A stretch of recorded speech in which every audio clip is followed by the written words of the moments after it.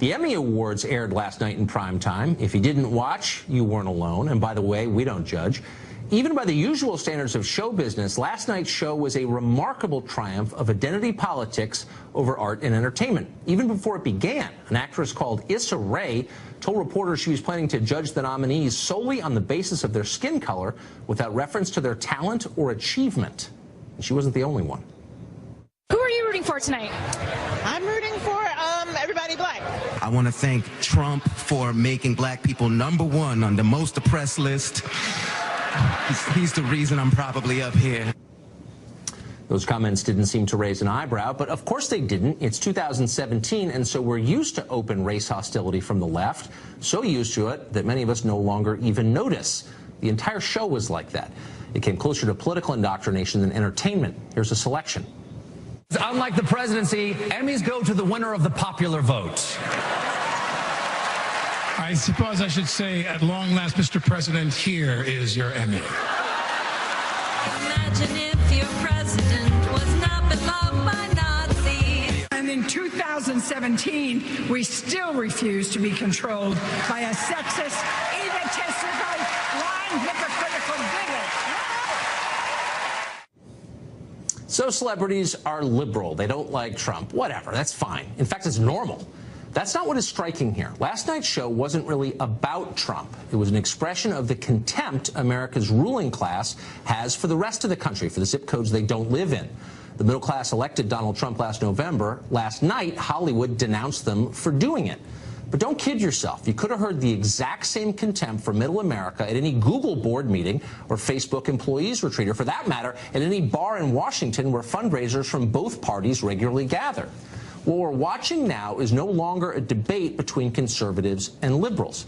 It's an unbridgeable divide between those who've reaped the massive benefits of global capitalism and the rest of the country, which has not. The winners justify their immense wealth and power by imagining they deserve it. They're simply better and more deserving than everyone else. The people beneath them deserve what they get, too. They're disgusting. How do you know they are? They voted for Donald Trump. So that's what's really going on here. Dismissing Trump voters as evil allows those actors on stage last night, not to mention tech moguls in boardrooms and the entire political establishment here in D.C., to sustain the current, very warped system and still believe they're not just good people, but the very best people. Last night's show also exposed something else. Many of America's most famous artists aren't really artists. They're hacks. Their shows are dumb. Their art is crap. They're not impressive. John Oliver's weekday Sanctimony Fest won Best Variety Series? In what world? An utterly distorted world.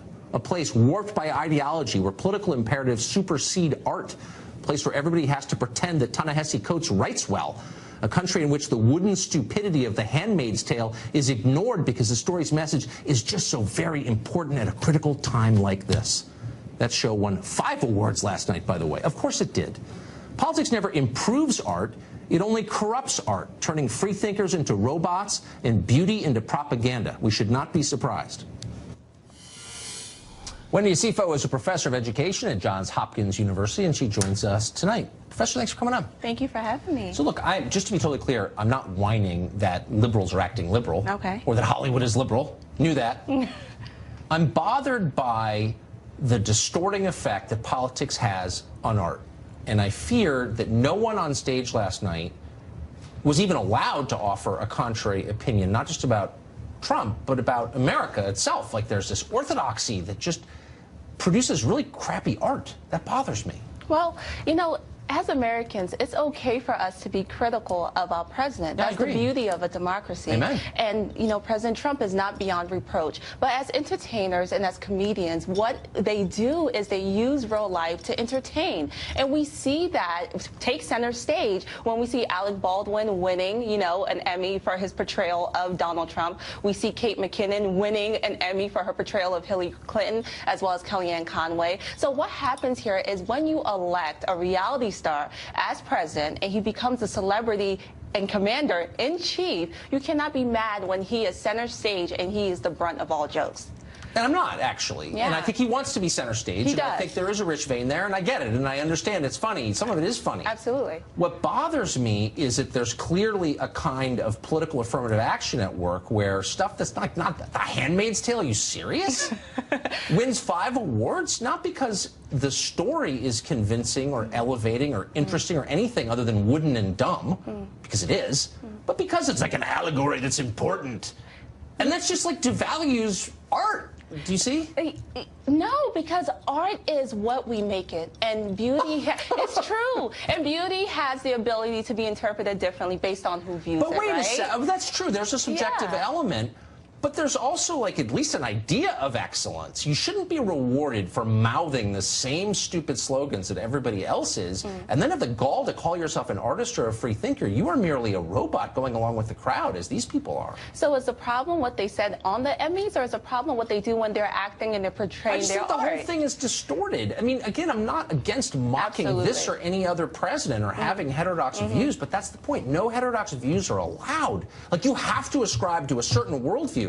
That's the opposite of free thinking. These are just like political functionaries. They're like bureaucrats. Well, there are people in Hollywood who have different thinking. Whether you look at Caitlyn Jenner, you know, there's people who have different thinking. Not everyone in Hollywood is liberal. Not everyone in Hollywood should be a liberal. The beauty of our country is our diversity, and not just who we are, but how we think. So at the end of the day, no one ideology should lead us, whether you're in Hollywood or whether you're in Wisconsin. Well, I agree with that completely, and I actually believe in diversity in the true sense. That you treat Absolutely. people as individuals, you Yes. judge them by what they do, not by where they were born or how they look. Absolutely. And with that in mind, the actress at the outset who said she was rooting for anyone who was black, I just thought, look, I don't think she should be in jail for it. Right. But if someone got up and said, I'm supporting people who are white because they're white, I would say that's disgusting. Like, actually, you should treat people as individuals. But nobody said anything about it. Why?